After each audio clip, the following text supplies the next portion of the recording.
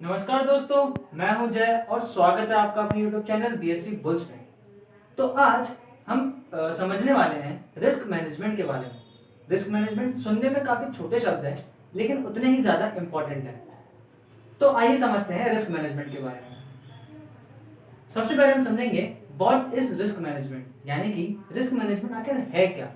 Risk management ये दो शब्दों का मिश्रण है। रिस्क यानी क्या होता है, आपकी लॉस सहने की क्षमता, और मैनेजमेंट यानी क्या होता है कि आप कैसे अपने लॉस को मैनेज करते हैं। चलिए हम इसको और इजी करते हैं।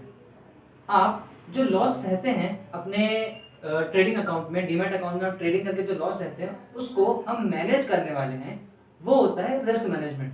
मेनली इसका जो पर्पस है वो ये है कि हम अपने लॉस को कम से कम ले जाएं, ताकि हमारा लॉस कम से कम हो और हम ज्यादा ज्यादा प्रॉफिट कमा सकें।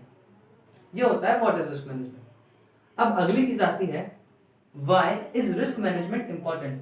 आप में से अधिकतम लोगों ने, फिर चाहे वो एक्सपीरियंस ही क्यों ना हो, काफी लॉस सहा होगा। एक एक दिन में आपने अपने डीमैट अकाउंट को 30-30% तक खाली किया होगा। फॉर एग्जाम्पल, आपका अकाउंट अगर 10,000 रुपए का है तो आपने एक एक दिन में 1,500 रुपए, 3,000 रुपए का लॉस सहा होगा। कितना होता है 3,000 रुपए? 30%। तो क्या आप अगर 30% रोज अपना डीमैट अकाउंट खाली करेंगे तो 3 दिन के अंदर आपका डीमैट अकाउंट जीरो हो जाएगा। तो ये होता है रिस्क मैनेजमेंट की हम लोग को जरूरत क्यों पड़ती है। यही कारण है जिसके कारण हम लोग को रिस्क मैनेजमेंट करने की जरूरत पड़ती है। तो अब हम समझते हैं कि कैसे हम अपने रिस्क को मैनेज कर सकते हैं। इसका एक काफी अच्छा कॉन्सेप्ट है जो मुझे अच्छा लगता है, वो मैं आपके साथ आज शेयर करने वाला हूँ। तो आइए अब हम समझते हैं कि क्यों रिस्क मैनेजमेंट इंपॉर्टेंट है और कैसे आप रिस्क को मैनेज कर सकते हैं। फॉर एग्जाम्पल लेते हैं कि आपका अकाउंट है 10,000 रुपए का, आप इंट्राडे में ट्रेड करते हैं। आपको स्टॉप लॉस और टारगेट लगाना पड़ता है।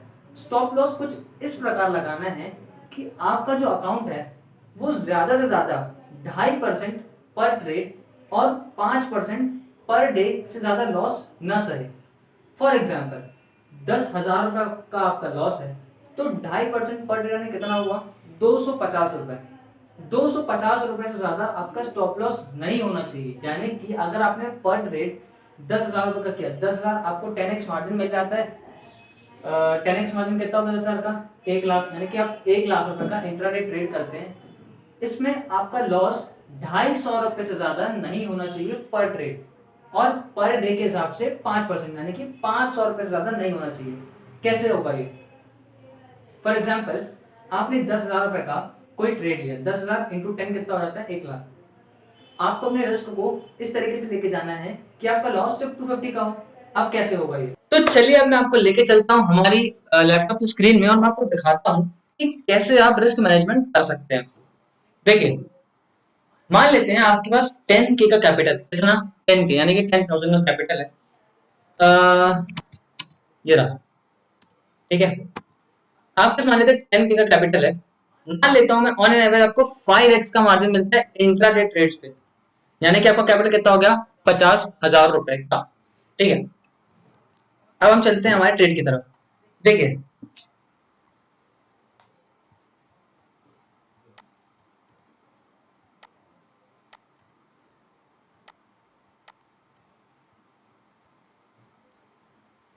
ठीक है, तो मैं इस ये वाले पॉइंट पे मैं शेयर को बाय करना पसंद करूंगा। ये रहेगा मेरा स्टॉप लॉस, क्योंकि ये ट्रेंड लाइन के नीचे है। जब ट्रेंड लाइन ये ब्रेक करेगा तो मैं यहाँ पे शेयर को बाय करना पसंद करूंगा। और ये रहेगा मेरा स्टॉप, ये रहेगा मेरा टारगेट। क्यों? क्योंकि 200 ईएमए के नीचे है। ये सब आपको आने वाले वीडियो से मालूम चल जाएगा, तो सिर्फ इतना समझ लीजिए कि यहाँ मेरा टारगेट रहेगा, क्योंकि यही एक ऑप्टिमम टारगेट बनता है हमारा। और ये वाला बनता है हमारा बाइंग पॉइंट, जहां पर हम बाय करेंगे। और ये नीचे वाला पॉइंट बनता है हम लोग का स्टॉप लॉस पॉइंट, क्योंकि ये हमारी ट्रेंड लाइन के नीचे बनता है।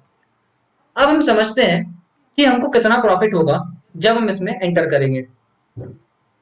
तो ये रहा मेरा लगभग, देखिए यहाँ लगभग मेरा 1% का प्रॉफिट बनता है अगर मैं शेयर को बाय करता हूँ मेरे बाइंग पॉइंट पे। और अगर मैं टारगेट मेरा अचीव हो जाता है तो कितना रहेगा? मेरे को 1% का लगभग मेरा प्रॉफिट बनेगा। और वहीं अगर मैं बात करूं तो 0.5% का मेरा स्टॉप लॉस है। ठीक है, स्टॉप लॉस लगभग 25 रुपीज का स्टॉप लॉस है मेरा। अब मैं आपको समझाता हूँ कैसे आपको अपना पोजीशन साइजिंग करनी है। पोजीशन साइजिंग यानी क्या कि आपको अपना स्टॉप लॉस चेंज नहीं करना है, आपको अपना टारगेट चेंज नहीं करना है, आपको जो चेंज करना है वो है आपकी पोजीशन साइजिंग यानी कि आपकी क्वांटिटी। कैसे होगी, बस आप यहाँ स्टॉप लॉस देख लीजिए कितना है, 25 रुपीज का, ठीक है। आपको आपका जो कैपिटल है 10,000 रुपए का था, 5x मार्जिन मिला तो 50,000 रुपीज का होगा, ये मैं आपको बता दिया था। तो 50,000 रुपीज आपके पास है इन्वेस्ट करने के लिए। हमारा फॉर्मूला क्वांटिटी के लिए यानी कि कितनी क्वांटिटी आपको बाय करनी है, इसका जो हमारा फॉर्मूला है वो बहुत ही इजी है। क्या है, आरपीटी यानी कि रिस्क पर trade divided by stop loss पर शेयर। रिस्क पर ट्रेड जैसा कि मैंने आपको बताया था कि 2.5% यानी कि पर ट्रेड पे मैं 2.5% ऑफ माय ओन कैपिटल, अगर मेरा 10,000 मेरा खुद का कैपिटल है तो उसका 2.5% से ज्यादा मैं पर ट्रेड पे लॉस नहीं झेल सकता। 10,000 रुपए का 2.5% होता है 250 रुपए, यानी कि 250 मेरा रिस्क पर ट्रेड हो गया। तो RPT divided by stop loss, stop loss मैंने कितना था, लगभग 25 रुपीज के आसपास था। कितना आ गया, 10, यानी कि मैं बजाज फाइनेंस के शेयर्स सिर्फ और सिर्फ 10 लूंगा, 10 से ज्यादा शेयर्स मैं इसके नहीं लूंगा। अब मैं आपको इसकी बैक टेस्टिंग करके दिखाता हूं। मान लीजिए मैंने 10 शेयर लिए थे, 10 शेयर इंटू मेरा जो स्टॉप लॉस था कितने का था, 25 रुपीज का था। 25 कितना लॉस हुआ, 250। क्या मैंने अपना स्टॉप लॉस चेंज किया, नहीं किया। क्या मैंने अपना टारगेट चेंज किया, नहीं किया। इस तरीके से आप अपने लॉस को कम से कम कर सकते हैं अपनी पोजीशंस को चेंज करके, यानी कि आप अपनी जो क्वांटिटी बाय कर रहे हैं उसको आप चेंज कर सकते हैं और उसके अकॉर्डिंग आप अपने लॉस को कट कर सकते हैं। चलिए अब हम एक और बात करते हैं। 0.5% का लॉस है अगर आपको होता है, यानी कि आपका अगर स्टॉप लॉस हिट होता है तो 0.5% आपके जाएंगे, और वहीं अगर आपका टारगेट हिट हो जाता है,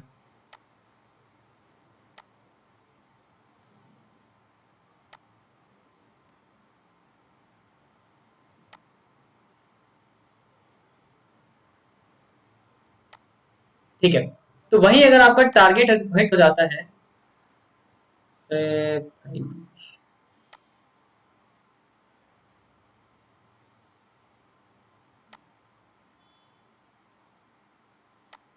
वहीं अगर आपका टारगेट हिट हो जाता है तो 1.5% यानी कि लगभग लगभग 1% के आसपास आपका प्रॉफिट रहेगा। यानी कि 1% आपका प्रॉफिट है, 0.5% आपका लॉस है, यानी कि 1:2 का रिस्क रिवॉर्ड रेशियो है। आपको नहीं लगता क्या ये आपके लिए बेनिफिशियल है? कैसे, अब हम समझते हैं। मैं ऑन एन एवरेज लेके चलता हूं कि आपने 10 ट्रेड लिए, 10 ट्रेड में से अगर आपके 5 ट्रेड भी गलत गए और 5 ट्रेड भी सही गए, एक एवरेज पर्सन के लिए 5-5 का रेशियो एकदम सही रहता है कि भाई 5 ट्रेड मेरे सही जाएंगे और 5 ट्रेड मेरे गलत जाएंगे। 250 रुपए आपको पर ट्रेड में लॉस हो रहा है, मल्टीप्लाई बाय 5 कितना हुआ, 1250 रुपए। लिख लीजिए 1250 रुपए का लॉस होगा अगर आपने 5 ट्रेड गलत किए।